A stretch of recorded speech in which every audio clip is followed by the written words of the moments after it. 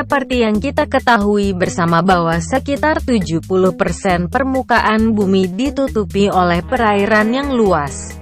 Meskipun lautan bagian terbesar dari planet ini, namun manusia baru berhasil mengeksplor lautan hanya 5% saja. Di balik luas dan dalamnya lautan, sebagian besar masih tertutup misteri, meski lautan yang dieksplorasi masih sangat sedikit. Para peneliti telah menemukan banyak hal menakjubkan di bawah laut. Dari penemuan yang berhasil diungkap, ada beberapa penemuan di bawah laut yang dibilang sangat fenomenal. Dan inilah beberapa penemuan paling fenomenal yang ada di bawah laut. Menyelam di antara dua benua. Beberapa waktu yang lalu perenang sedang menyelam di lempeng tektonik Eurasia dan Amerika. Dan lempengan tektonik tersebut bernama Silfra. Jalur ini merupakan lorong yang tak terlalu lebar, dan para penyelam dapat menyentuh lempeng tersebut menggunakan tangan mereka saat menyelam. Keretakan bumi ini terletak di Danau Tiefala-Falau, tepatnya berada di Taman Tifelir, Islandia. Retakan lempeng tektonik bernama Silfra tersebut merupakan bagian dari retakan besar yang menjadi pemisah antara benua Eropa dan Amerika. Di Samudra Atlantik, retakan pemisah dua benua tersebut tidak bisa dilihat karena lautan-lautan yang terlalu dalam, namun di Silfra air lelehan blaster membuat retakan dengan sangat jelas. Silfra memang tempat yang paling pas untuk menikmati kegiatan menyelam sambil menyaksikan retakan unik sebagai fenomena alam yang luar biasa. Air yang begitu jernih membuat segalanya dapat terlihat dengan sangat jelas. Bahkan penyelam bisa memandang hingga jarak 100 meter saat berada di dalam air. Silfra juga memiliki sebuah gua, namun sangat sedikit wisatawan yang kesana karena jalurnya sempit dan dalam sehingga sangat beresiko. Selain itu, bebatuan yang membentuk goa juga sewaktu-waktu juga dapat lepas dan runtuh. Sungai di bawah laut. Beberapa waktu yang lalu dunia dicengangkan dengan foto-foto sungai bawah laut yang terletak di perairan Meksiko. Disebutkan bahwa yang menemukan sungai bawah laut ini adalah Anatoly Blaskin, yaitu seorang fotografer profesional yang berasal dari Rusia. Dan Senot Angelita merupakan penemuannya yang mencengangkan saat mengeksplor bawah laut Meksiko untuk kepentingan pemotretan. Seiring dengan penemuan fenomena sungai bawah laut tersebut, kini bermunculan banyak analisa yang mencoba menjawab keheranan dari banyak orang.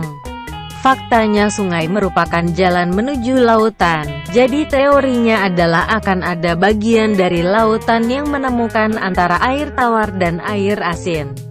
Di daratan sendiri kita menyebutnya dengan muara, dan di dalam laut kita menyebutnya sebagai underwater river. Konon underwater river ini merupakan ilusi singkat yang mengacu pada fenomena yang dikenal dengan nama halo lain. Fenomena ini sendiri muncul karena adanya perbedaan level krinitas yang disebabkan oleh tekanan yang bervariasi. Senot Angelita sendiri terdiri dari air tawar hingga 29 meter jauhnya. Namun saat ia mencapai 1 meter dari lapisan hidrogen sulfina, maka ini akan menjadi air yang asin layaknya air laut.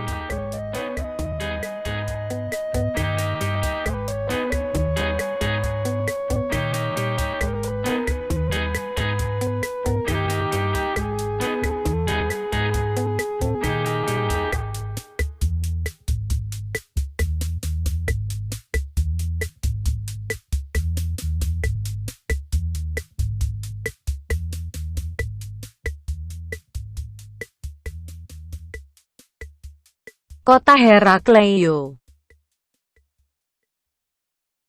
Heraklion merupakan kota legendaris yang tenggelam di bawah laut Mediterania sekitar 100 tahun yang lalu.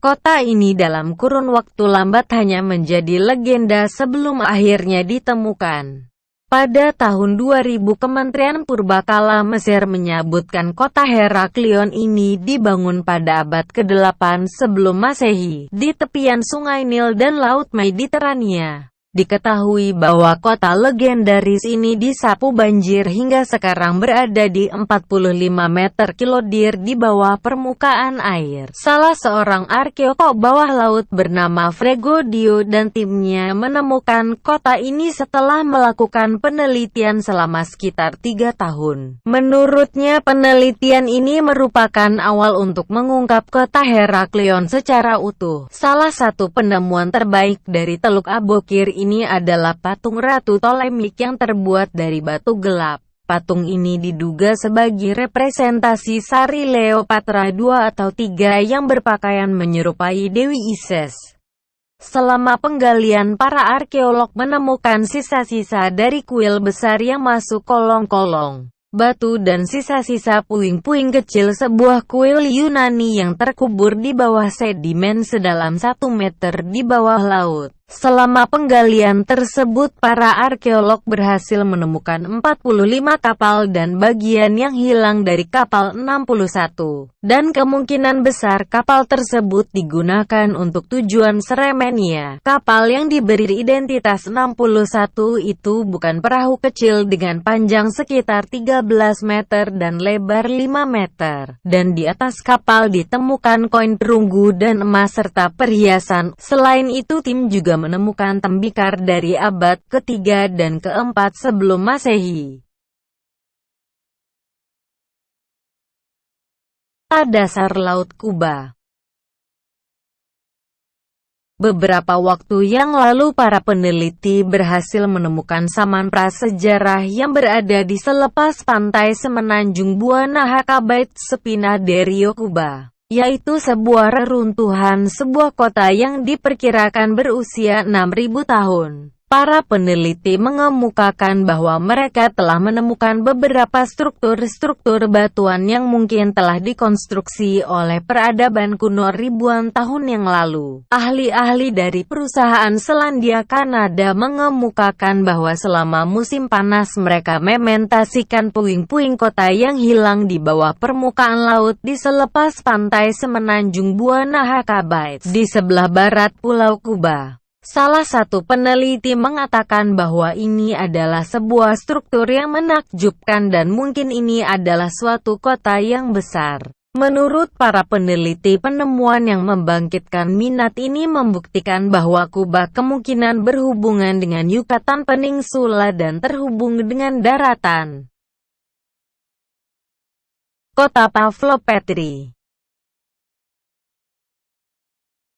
Pavlopetri adalah bekas reruntuhan kota yang berada di bawah laut Yunani. Kota ini memiliki keberadaan di masa Mahesayan, yaitu sekitar tahun 1680 sampai 1180 sebelum Masehi. Pavlopetri sendiri terletak pada kedalaman 4 meter di bawah laut. Lokasi ini sangat strategis karena pada masa lalunya menjadi lalu lintas pulau kereta Mediterania Timur, Mediterania Barat, pedalaman Ragonia dan dataran Antartika. Dan di tahun 2011 hingga 2013 15 orang melakukan penyelaman di lautan dan tujuan dari penyelaman ini adalah sebagai tahap lanjutan survei serta penelitian yang telah dilakukan sebelumnya. Dalam penyelaman tersebut sebuah tembikar ditemukan dan diduga dari zaman akhir Neolitik atau tahun 3500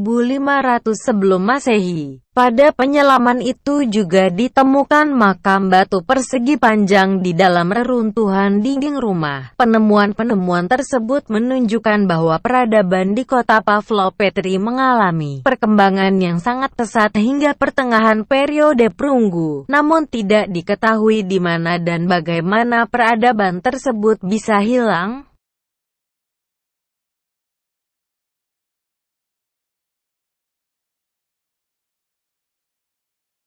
Bimini Road, Bahama.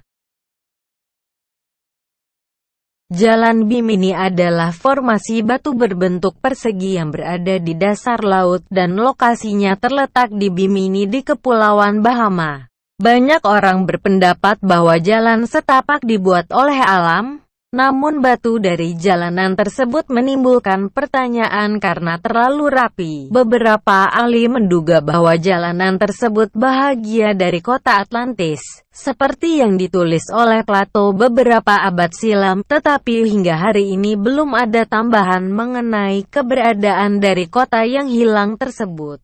Dan hingga kini jalan Bimini Road sendiri masih banyak kontroversi. Bagi orang-orang yang percaya bahwa Atlantis benar-benar eksis, mereka beranggapan bahwa jalan ini dulunya merupakan jalan raya kuno. Ada juga yang mengatakan bahwa jalan ini adalah reruntuhan dari sebuah tembok bangunan dari peradaban tersebut. Atlantis sendiri adalah sebuah benua yang hilang. Rumor pertama peradaban tanah terang dan keemasan yang hancur oleh serangkaian gempa bumi yang berkekuatan besar. Namun di dalam ensiklopedia, Atlantis tidak lebih dari sebuah dongeng, dan tidak pernah dirujukan ke dalam sejarah manapun. Piramida Yonaguni, Jepang. Monumen Yonaguni adalah formasi bebatuan yang terdapat di dasar laut di lepas pantai Yonaguni, ujung selatan Kepulauan Ryugi, Jepang. Ada beberapa perdebatan tentang situs yang menyerupai piramida tersebut.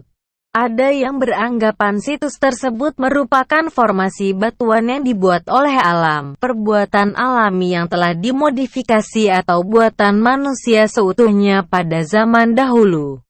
Formasi persegi panjang raksasa tersebut memiliki sudut 90 derajat yang sempurna dan ada batuan dinding yang lurus berbentuk mirip tangga serta kolong. Sebagian orang menduga bahwa struktur dari bangunan tersebut adalah akibat dari gempa dahsyat yang terjadi 2000 atau 3000 tahun lalu. Seorang ahli geologi kelautan bernama Masaki Kikura sudah menyelami lokasi Yonaguni selama lebih dari 100 kali dalam kurun waktu 3 tahun untuk penataannya. Ia dan timnya menemukan formasi lengkungan besar sebuah bangunan yang diduga kuil, pahatan paving jalan dan struktur mirip piramida yang panjangnya mencapai 76 meter. Sejauh ini ia dan timnya mengidentifikasi 10 struktur Yonaguni dan 5 struktur lain di Pulau Okinawa yang mencangkup area 300 meter kali 150 meter.